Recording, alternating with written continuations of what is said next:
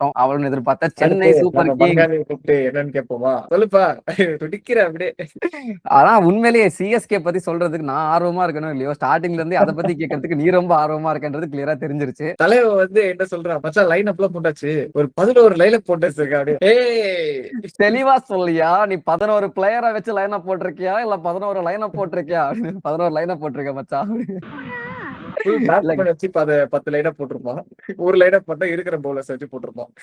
Actually இந்த line up போடும்போது நான் ஒரு பிளேயர், ஒரு ஃபாரின் பிளேயரை பத்தி நான் யோசிக்க கூட இல்ல. நான் வந்து ஸ்லாஷ் கூட போடல அப்படின்ற அளவுக்கு ஒரு ஃபாரின் பிளேயர் எடுத்து வச்சிருக்காங்க, ஜக்காரி நூர் ஃபோக்ஸ். அகமதா? நூர் அகமது இல்ல, நூர் அகமது வளராதரா.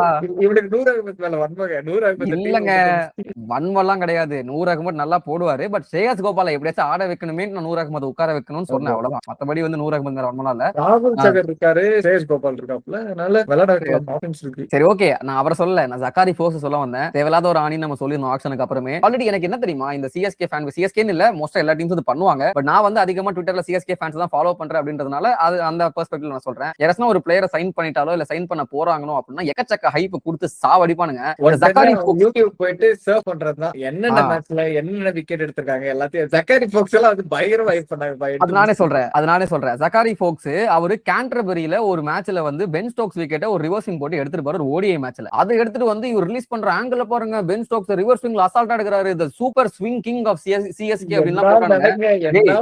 என்ன ஸ்விங்கிங்க அப்படின்னு.